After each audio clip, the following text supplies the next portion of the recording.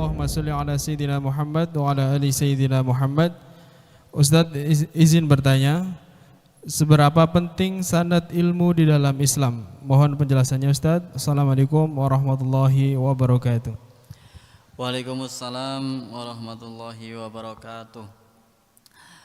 Seberapa penting sanad ilmu di dalam Islam? Dalam satu riwayat dikatakan bahwa ilmu ini adalah agama. Maka lihatlah dari siapa kalian mengambil ilmu ini.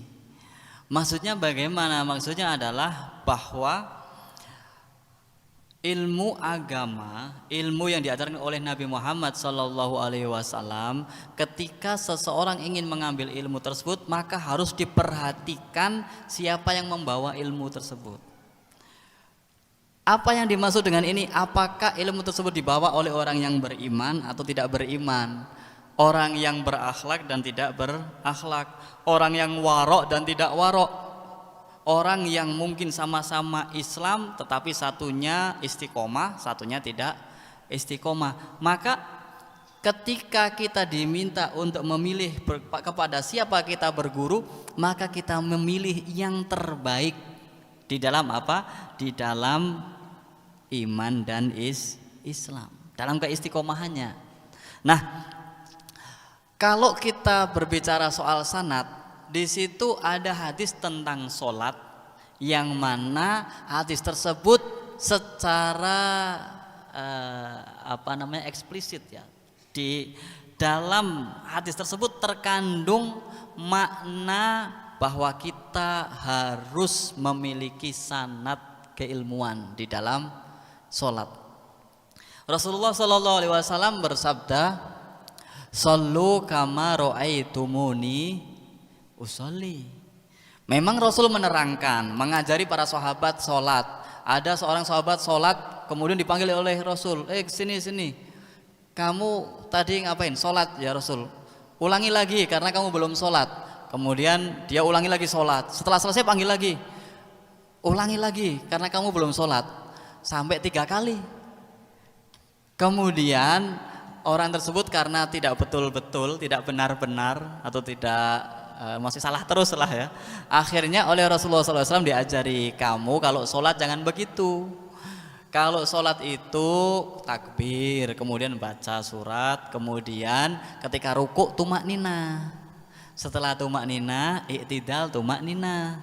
Kemudian sujud tumak nina. Kemudian duduk di antara 2 sujud juga tumak nina. Dan begitu seterusnya. Diajari oleh Rasul ini sahabat tersebut untuk tumanina. Memang Rasul mengajari sholat demikian kepada para sahabat, tetapi Rasulullah SAW juga kemudian mengatakan kepada para sahabat yang lain, sholatlah kalian sebagaimana kalian melihat aku sholat. Artinya apa? Orang sekarang tidak mungkin melihat Rasul sholat. Kan nggak mungkin kita sekarang mau lihat Rasul sholat, di mana lihatnya? Nggak bisa kita melihat Rasul sholat, tidak mungkin. Yang paling mungkin adalah kita melihat guru kita. Guru kita juga nggak mungkin melihat Rasul sholat. Dia harus melihat gurunya sampai melihat kepada orang yang pernah melihat Rasul sholat. Jadi ketika santri-santrinya tabi'in itu ingin melihat Nabi sholat, mereka tidak bisa. Para tabi'in, santrinya sahabat tadi, itu ketika ingin melihat Rasul sholat kan sudah nggak bisa. Akhirnya satu-satunya cara adalah mereka harus melihat para sahabat sholat. Harus melihat para sahabat sholat. Kemudian para sahabat itu melihat Rasul sholat. Seperti itulah. Jadi ilmu sholat itu juga harus dengan sanad, dengan melihat. Rasul sholat dilihat oleh sahabat sholat dilihat oleh tabi'in sholat dilihat oleh tabi'in dilihat oleh para ulama sampai dilihat oleh kita, sehingga sahabat Abu Hurairah ketika beliau menerangkan tentang wudhu dan sholat kepada santri-santrinya para tabi'in, itu beliau mempraktekkan, ambilkan saya air. Akhirnya beliau wudhu dengan wudhu yang bagus sekali, sangat sempurna. Kemudian setelah itu kemudian beliau sholat dengan sholat yang sempurna. Kemudian beliau mengatakan bahwa seperti inilah dulu Nabi sholat, seperti inilah dulu Nabi wudu. Jadi seperti itu dipraktekkan. Kalau ada guru fikih nggak pernah mempraktekkan, ini menyesatkan santri-santrinya. Misalkan, Pak Ustadz, takbir itu seperti apa? Ya takbir, nggak dipraktekkan. Santrinya bisa apa nggak akan bisa, karena harus dipraktekkan. Takbir itu mengucapkan Allahu Akbar misalkan. Kemudian ruku itu seperti apa Pak Ustadz? Ya ruku, membungkuk. Yang bungkuknya seperti apa? Nah harus dipraktekkan. Ustadznya praktek. Karena apa? Itulah yang disebut dengan sanad. Dari ustadz, dari guru sampai Rasulullah Sallallahu Alaihi Wasallam. Itulah ilmu agama. Kemudian kalau ilmu agama tidak dengan sanad, maka akan semakin kacau.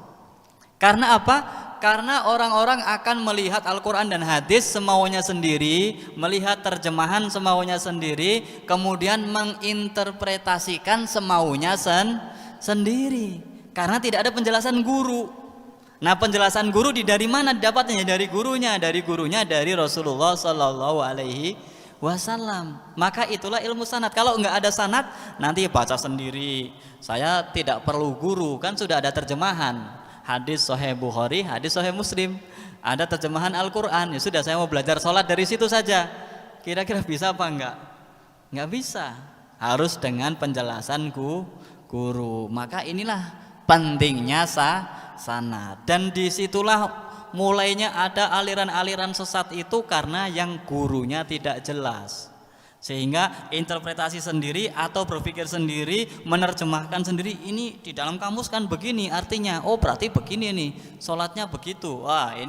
Itu ngarang-ngarang sendiri, tidak berdasarkan penjelasan dari guru, yang mana guru tersebut dari gurunya sampai Rasulullah Sallallahu Alaihi Wasallam. Kemudian orang masuk surga itu kan berkelompok-kelompok. Orang masuk surga itu tidak dikisahkan sendiri-sendiri, tapi berkelompok-kelompok. Maka ketika kita mengikuti sanadnya seorang ulama, maka semoga ketika kita meninggal dunia nanti kita dianggap sebagai kelompok ulama tersebut.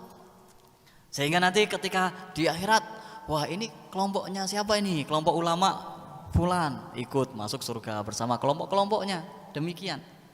Sehingga apa? Sehingga sanad kita ini juga menjadi sebab kita mendapatkan syafaat kelak di akhirat. Jadi sanad itu sangat penting sekali, terutama di dalam mempelajari ilmu agama. Jangan seperti, mohon maaf, sebagian orang belajar ilmu agama kepada orang yang tidak percaya pada agama tersebut.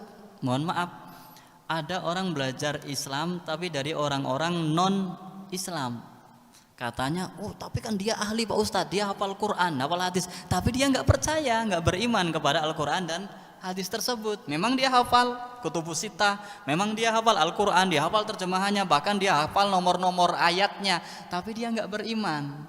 Lantas bagaimana kita akan percaya kepada orang tersebut, sedangkan orang tersebut saja tidak percaya kepada Al-Quran dan hadis, tidak percaya kepada Allah Subhanahu wa Ta'ala. Maka orang yang ahli sujud jangan sampai belajar tentang sujud kepada orang yang tidak pernah sujud. Ini namanya keliru, sanadnya belok. Ini jelas sanadnya nggak akan sampai. Karena apa?